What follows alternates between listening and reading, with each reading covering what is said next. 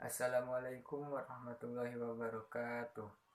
Saya Agus Jumadi dari Prodi PGMI semester 2 Fakultas Ilmu Keislaman Universitas Islam Al-Ihya Kuningan.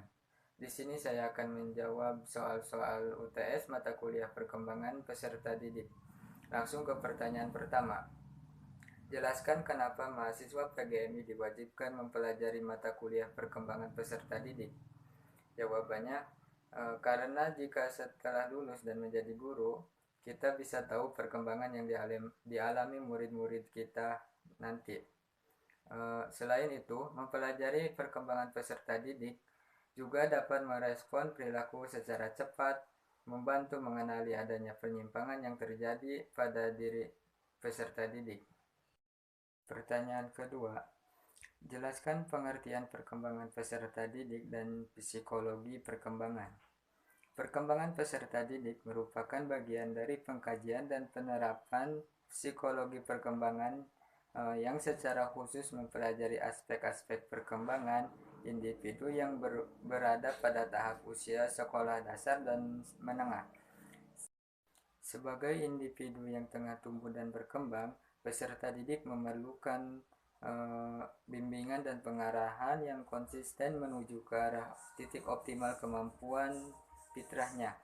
Sedangkan pengertian atau definisi psikologi perkembangan juga bisa diartikan sebagai ilmu psikologi yang membahas tentang masalah perkembangan manusia mulai dari usia awal pembentukan sampai usia akhir. Pertanyaan nomor 3. Jelaskan apa kaitannya antara perkembangan peserta didik dengan psikologi perkembangan. Mengacu pada pengertian dan pembagian psikologi sebagaimana yang diuraikan tadi, maka dapat dipahami bahwa psikologi perkembangan peserta didik adalah bidang kajian psikologi perkembangan yang secara khusus mempelajari aspek-aspek perkembangan individu yang berada pada tahap usia sekolah dasar dan sekolah menengah. Lanjut ke pertanyaan keempat, jelaskan faktor-faktor apa saja yang mempengaruhi perkembangan peserta didik. Secara garis besar, faktor dapat dibedakan menjadi 3, yaitu yang pertama, faktor yang berasal dari individu.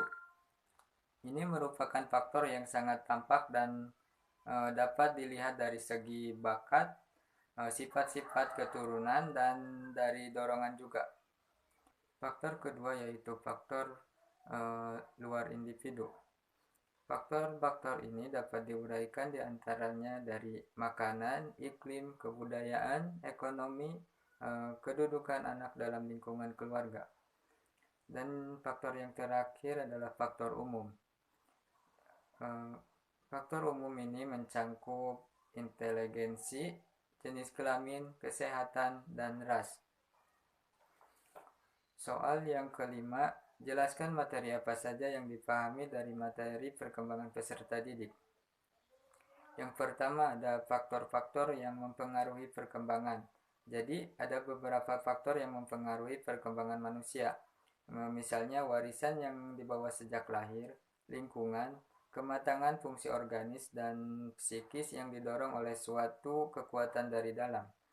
Lingkungan merupakan salah satu faktor yang dapat mempengaruhi perkembangan, terutama pada lingkungan keluarga, karena keluarga merupakan lingkungan yang pertama yang mengenal nilai-nilai kehidupan kepada anak. Selanjutnya yang saya pahami, perkembangan peserta didik sebagai cabang psikologis perkembangan. Psikologi perkembangan adalah suatu ilmu pengetahuan yang mempelajari tingkah laku individu manusia dalam perkembangannya beserta latar belakang yang mempengaruhinya. Adapun tujuan psikologi perkembangan yaitu yang pertama, mempelajari karakteristik umum perkembangan peserta didik baik secara fisik, kognitif maupun psikososial.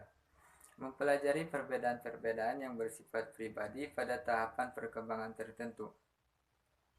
Cukup Sekian pemaparan dari saya, kurang lebihnya mohon maaf. Jika ada kesalahan dalam pengucapan kata mohon dimaafkan. Terima kasih, saya akhiri. Wassalamualaikum warahmatullahi wabarakatuh.